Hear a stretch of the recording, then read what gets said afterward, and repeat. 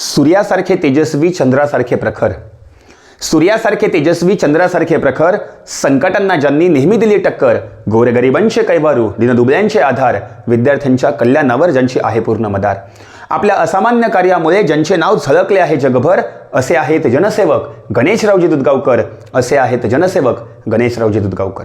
मित्रहो, गणेशरावजी नागोरावजी दुधगावकर अर्थातच बापूसाहेब हे नावासारखं नाव, परंतु याच नावाने मागील 5 दशकांपासून मराठवाड्याच्या मातीच्या कणाकणात, येथे घडलेल्या प्रत्येक प्रसंगाच्या क्षणाक्षणात आणि परभणी जिल्ह्यातील प्रत्येक माणसाच्या मनामनात घर केलेलं आहे.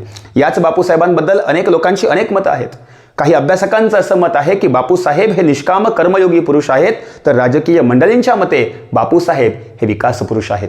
काही लेखक व साहित्यिक असं म्हणतात की बापूसाहेब हे सत्याचा पुरस्कार करणारे, सत्याचा आग्रह धरणारे सत्य आग्रही आहेत, तर परभणीच्या मातीत शिकलेल्या प्रत्येकाच्या मनात आहे की बापूसाहेब हे ज्ञानाचे उपासक म्हणजे ज्ञानोपासक आहेत.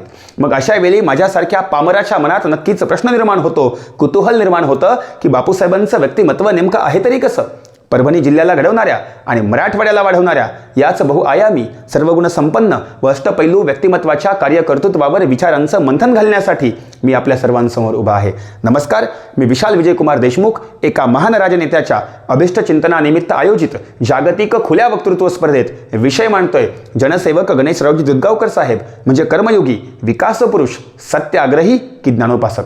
मित्रहो, खरं तर विषयाची मांडणी करत असताना जनसेवक गणेशरावजी दुधगावकर साहेब यांचं कृषी क्षेत्र, सहकार क्षेत्र, राजकीय, सामाजिक, शैक्षणिक व सांस्कृतिक क्षेत्रातील कार्य जर पाहिलं तर त्यांच्या कार्याची उंची एवढी मोठी आहे की त्यांच्या व्यक्तिमत्वाबद्दलचा केवळ एखादाच गुण सांगणं म्हणजे अथांग अशा महासागरातून केवळ बादलीभर पाणी काढल्यासारखं होईल. आणि म्हणून बापूसाहेबांचं व्यक्तिमत्व मांडत असताना कर्मयोगी, विकास पुरुष, सत्याग्रही व ज्ञानोपासक हे सर्वच गुण बापूसाहेबांच्या व्यक्तिमत्वात आहेत हे मला आवर्जून सांगावंसं वाटतं. मराठवाड्यातील परभणीसारख्या दुष्काळी जिल्ह्यामध्ये दुधगाव नावाच्या छोट्याशा गावात 9 सप्टेंबर म्हणजेच 9/9/1945 रोजी गणेश चतुर्थीच्या शुभमुहूर्तावर बापूसाहेबांचा जन्म झाला.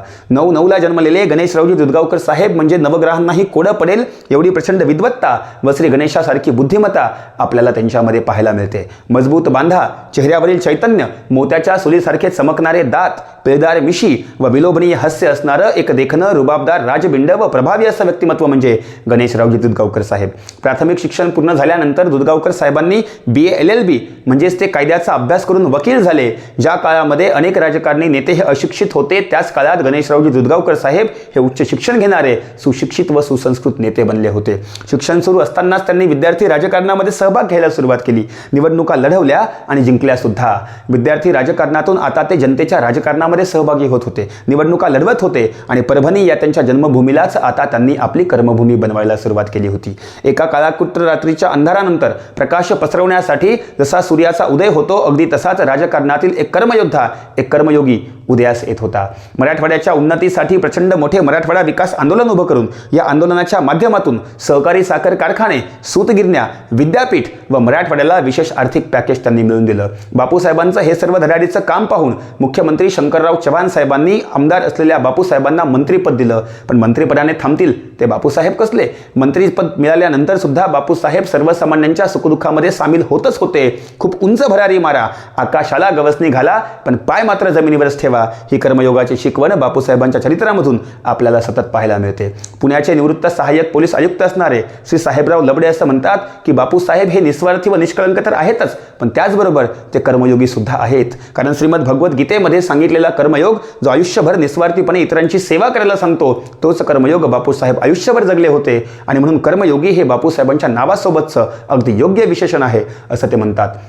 आज रॅशनच्या दुकानामध्ये जो 2 रुपये किलो गहू आणि तांदूळ दिला जातो, ते देण्यासाठीचं विधेयक जेव्हा संसदेमध्ये मतदानासाठी आलं होतं, तेव्हा एम्समध्ये नुकतीच शस्त्रक्रिया झालेली असताना सुद्धा अशा अवस्थेतही गणेशरावजी दुधगावकर साहेब संसदेत मतदानासाठी हजर राहिले होते. मित्रांनो, आज देशाच्या संसदेमध्ये जर खासदारांची उपस्थिती पाहायला गेलं तर एकीकडे कित्येक खासदारांनी दांड्या मारलेल्या पाहायला मिळतात, तर कित्येकांनी कित्येक वर्ष संसदेचं तोंडही पाहिलेलं नसतं. परंतु संसदीय कामकाजामध्ये सर्वाधिक वेळा हजर राहून सर्वाधिक उपस्थितीचा विक्रम स्वतःच्या नावावर अनावर करणारे कर्मयोगी खासदार म्हणजे गणेशरावजी दूधगावकर साहेब आहेत. बरं, हे संसदीय कामकाजामध्ये लोकसभेत आणि विधानसभेत फक्त हजरच राहिले नाहीत, तर ज्या जनतेनं आपल्याला निवडून दिले त्या जनतेच्या हिताचे प्रश्न उपस्थित करून त्या जनतेला न्याय मिळवून देण्याचं काम सुद्धा गणेशरावजी दूधगावकर साहेबांनी केलंय.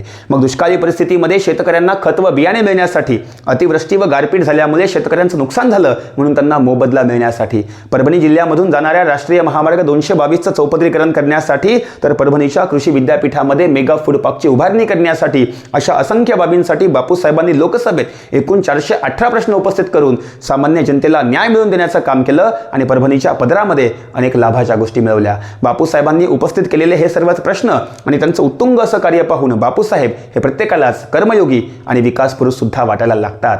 कारण रस्ते, पाणी, वीज, शिक्षण व आरोग्य यांना विकासाची पंचसूत्री म्हटलं जातं. याच विकासाच्या पंचसूत्रीला ध्यानात आणि मनात ठेवून बापूसाहेबांनी जागोजागी आरोग्य केंद्र, रस्ते, गावागावात विद्युतीकरण, बसस्टँडचे बांधकाम, नद्यांवरील पुलांचे बांधकाम, शाळेच्या इमारती, जिल्हा बँक, बाजार समित्या आणि पणन संस्था असा विकास कामांचा धडाकाच लावला होता. बापूसाहेबांच्या विकास कामांबद्दलची आठवण सांगताना जिंतूर तालुक्यातील एका हायवेवरच्या गावातील काही गावकरी असं म्हणतात की एकदा त्यांच्या गावामध्ये गावातील बसस्टँडचं बांधकाम नेमकं कुठे व्हावं यासाठी गावातील प्रस्थापित 2 पक्षांमध्ये वाद सुरू झाला होता.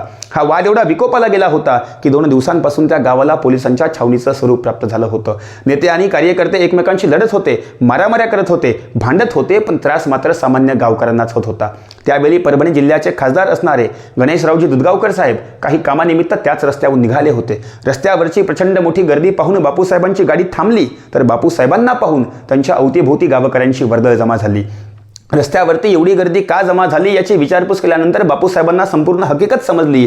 बापूसाहेबांनी गर्दीतल्या एका माणसाला शेजारच्या दुकानामधून नारळ आणायला सांगितलं. नारळ आणल्या गेलं. बापूसाहेबांनी ते नारळ घेतलं, बाजूच्याच एका जागी फोडलं आणि जाहीर केलं की बसस्टँडचं बांधकाम इथे होणार. लोकांच्या टाळ्यांचा कडकडाट झाला आणि बसस्टँडचा वादच मिटला होता.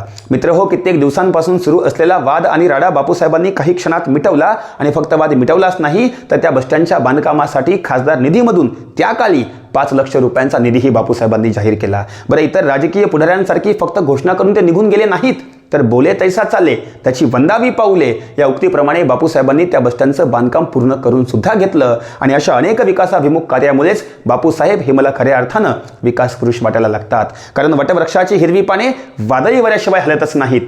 वटवृक्षाची हिरवी पाने वादळी वाऱ्याशिवाय हलतच नाहीत आणि बापूसाहेबांशिवाय परभणी जिल्ह्याचा विकास मी मानितच नाही. सत्य परेशान हो सकता है लेकिन पराजित नहीं या वचनावर विश्वास ठेवणारे बापूसाहेब हे सत्याची कास धरणारे राजकारणातील एक दुर्मिळ नेते आहेत.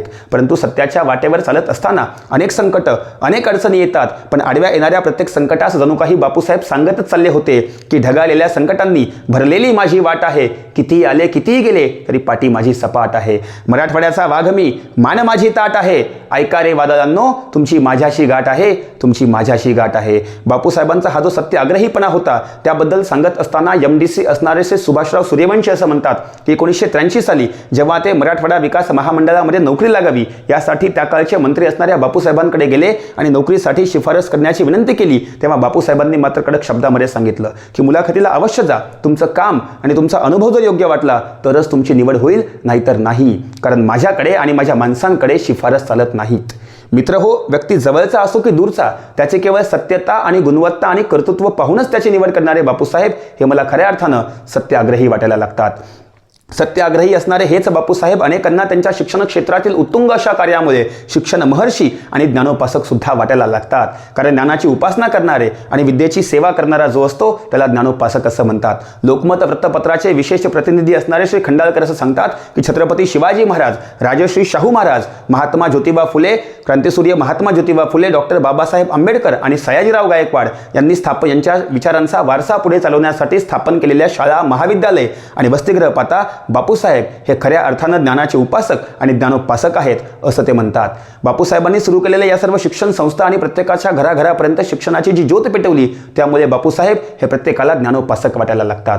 कारण एक काळ असा होता की जेव्हा शिक्षकांची भरती करणं, शिक्षण संस्थांमध्ये शिक्षकांना घेताना त्यांच्या ज्ञानाकडे, त्यांच्या गुणाकडे न पाहता केवळ त्यांच्या धनाकडे पाहिलं जात होतं आणि गुणवत्ता नसलेल्या शिक्षकांना संस्थेमध्ये घेतल्या जात होतं. परंतु बापूसाहेबांनी ज्ञानोपासक शिक्षण संस्थेमध्ये शिक्षकांची भरती करताना मात्र या सर्व गोष्टींना तिलांजली दिली आणि ज्याच्याकडे कर्तृत्व आहे, ज्याच्याकडे गुणवत्ता आहे अशाच शिक्षकांना बापूसाहेबांनी त्यांच्या संस्थेमध्ये घेतलं. मग कित्येक गरीब कुटुंबातील परंतु हुशार आणि होतकरू असणाऱ्या शिक्षकांना बापूसाहेबांनी शाळेमध्ये घेतलं, तर वाचन, लिखाण आणि सामाजिक कार्यात सतत अग्रेसर असणाऱ्या कित्येक प्राध्यापकांना बापूसाहेबांनी महाविद्यालयामध्ये घेतलं. राज्य शासनाचा शिवछत्रपती राज्य क्रीडा पुरस्कार प्राप्त असणारे श्री माधव शेजूळ सर व स्वर्गवासी इंगळे सर असो की परभणीच्या ज्ञानोपासक महाविद्यालयामध्ये कार्यरत असणारे महाराष्ट्राचे महान कवी आदरणीय इंद्रजित भालेराव सर असतो, या सर्व महान व्यक्तींना, या सर्व कर्तृत्ववान व्यक्तींना बापूसाहेबांनी त्यांच्या संस्थेमध्ये घेतलं. महाराष्ट्रात मराठवाड्यातील उदगीर व निलंग्यामध्ये 45 ITI कॉलेज, 45 टेक्निकल हायस्कूल, 1981 मध्ये स्थापन केलेली ज्ञानोपासक शिक्षण संस्था, परभणी जिल्ह्यातील 3 मोठमोठी महाविद्यालये व 6 माध्यमिक विद्यालये आणि संपूर्ण जिल्हाभरामध्ये असलेलं संस्थेच्या शिक्षणाचं जाळं पाहता बापूसाहेब हे खऱ्या अर्थानं प्रत्येकाला हे ज्ञानोपासक वाटायला लागतात. बापूसाहेबांचा हा ज्ञानोपासकपणा सांगत असताना बापूसाहेबांनी हे सर्वसामान्यांना, विद्यार्थ्यांना जे शिक्षण दिलं त्यातून बापूसाहेब खरे ज्ञानोपासक आहेत हे प्रत्येकाला वाटायला लागतं. आज देशाच्या संसदेमध्ये महिलांचं प्रमाण वाढावं यासाठी संसदेमध्ये, लोकसभेमध्ये बिल आणलं गेलं, परंतु बापूसाहेबांनी मात्र महिलांच्या उन्नतीची सुरुवात कित्येक वर्षांपासून स्वतःच्या घरापासूनच केली होती. बापूसाहेबांनी त्यांच्या पत्नी संध्याताईंना लग्नानंतर सुद्धा शिकवलं आणि शिकून त्यांना MSc PhD म्हणजे डॉक्टरेट केलं. डॉक्टरेट केल्यानंतर बापूसाहेबांनी स्वतःचा कर्तृत्ववान मुलगा समीर भैया दुधगावकर यांना देखील अमेरिकेमध्ये पदव्युत्तरपर्यंत शिक्षण दिलं आणि या शिक्षणानंतर सुद्धा त्यांना अमेरिकेमध्येच खूप चांगल्या पगाराची मोठी नोकरी नक्कीच मिळू शकली असती, परंतु जनतेचं काम करण्याचं समाधान मात्र मिळालं नसतं. आणि म्हणून समीर भैया दुधगावकर हे सुद्धा बापूसाहेबांप्रमाणेच आज सर्वसामान्यांची सेवा करत आहेत. ते म्हणतात ना, शुद्ध बीजापोटी फळे रसाळ गोमटी. 87व्या अखिल भारतीय मराठी साहित्य संमेलनाचे अध्यक्ष असणारे महाराष्ट्रातील सुप्रसिद्ध कवी फ.मु. शिंदे बापूसाहेबांचं वर्णन करताना असं म्हणतात की गणेशाच्या झोलीतले आम्ही लाडके फकीर, गणेशाच्या झोलीतले आम्ही लाडके फकीर, नवसास पावणारे तुम्हीच आमुचे पीर, नवसास पावणारे तुम्हीच आमुचे पीर. बापूसाहेबांच्या शिक्षण संस्थांमध्ये शिकलेले कित्येक विद्यार्थी असं म्हणतात की बापूसाहेबांचं DSM हे फक्त नाव नाहीये. DSM is not just a name, DSM is a brand. आणि हा ब्रँड निर्माण करण्याचं काम गणेशरावजी दुधगावकर नावाच्या ब्रँडेड माणसानं केलंय. कारण ज्वालामुखीच्या ज्वालेपुढे सर्व काही खाक आहे, ज्वालामुखीच्या ज्वालेपुढे सर्व काही खाक आहे आणि बापूसाहेबांचं DSM हे मराठवाड्याचं नाक आहे. बापूसाहेबांचं DSM हे मराठवाड्याचं नाक आहे. ज्या जनतेनं आपल्याला जनतेची कामं करण्यासाठी निवडून दिले, हा विचार सतत मनात ठेवून अहोरात्र जनतेच्या कामासाठी झटणारे कर्मयोगी बापूसाहेब. मला मराठवाड्याचा व्यक्ती हा महाराष्ट्राचा मुख्यमंत्री पाहायचा आहे असा आग्रह धरणारे आणि विकासाची दूरदृष्टी असणारे विकास पुरुष बापूसाहेब.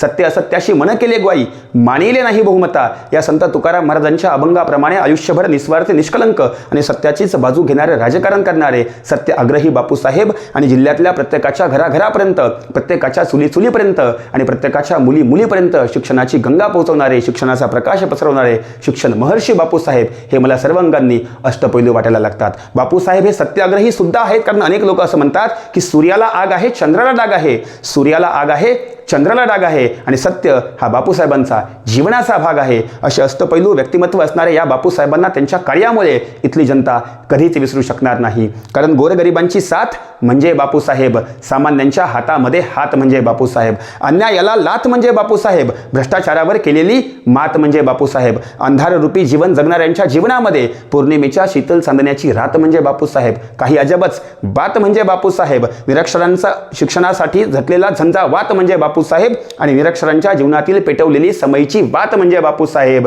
बापूसाहेब म्हणजे संघर्ष आणि संघर्ष म्हणजे बापूसाहेब, संघर्ष म्हणजे बापूसाहेब. अशा या कर्मयोगी विकास पुरुष, सत्य आग्रही व ज्ञानाचा उपासक असणाऱ्या खऱ्याखुऱ्या जनसेवकास अभिष्ट चिंतनाच्या मनपूर्वक शुभेच्छा. धन्यवाद.